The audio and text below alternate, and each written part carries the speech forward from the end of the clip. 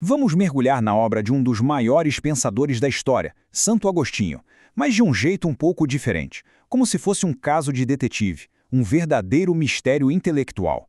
E a primeira pista desse nosso mistério está aqui, numa linguagem que, vamos combinar, é bem chocante, que Agostinho usa para descrever a alma humana.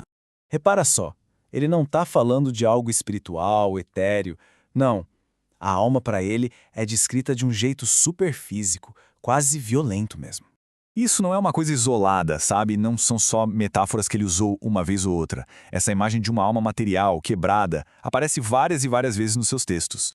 Então, isso nos leva à pergunta central de toda essa história. O que diabos levaria um teólogo, um santo, a falar da alma como se fosse, sei lá, uma cena de crime? Bom, a resposta está numa parte do passado de Agostinho que ele tentou com todas as forças esquecer. O tempo que ele passou, uma década inteira, com um grupo que ele depois apelidou de Loucos Orgulhosos. E olha, essa galera não era só um detalhe na vida dele, não. Por quase 10 anos, eles foram os principais parceiros intelectuais de Agostinho.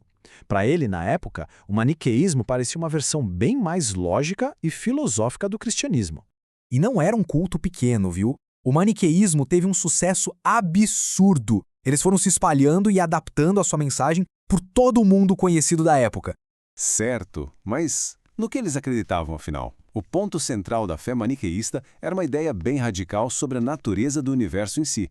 Eles acreditavam numa coisa chamada dualismo ontológico. O nome parece complicado, mas a ideia é basicamente uma guerra cósmica entre duas forças que são materiais e igualmente poderosas, o bem e o mal.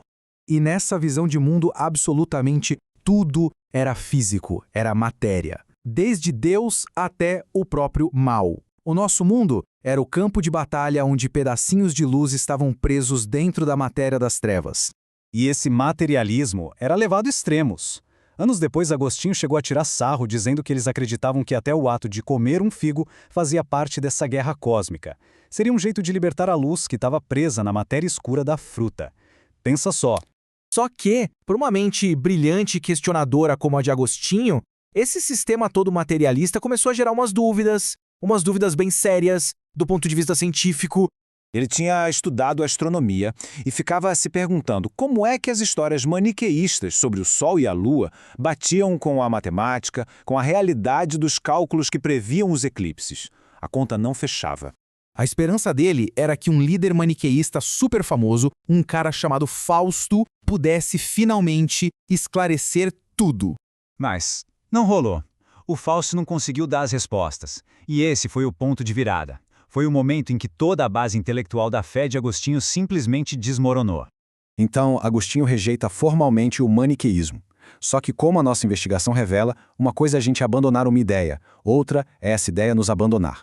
E a prova disso é que, mesmo quando ele tentava imaginar o Deus cristão, ele não conseguia fugir do pensamento materialista. Olha só como ele descreve: o universo como uma esponja física, mergulhada num oceano de divindade.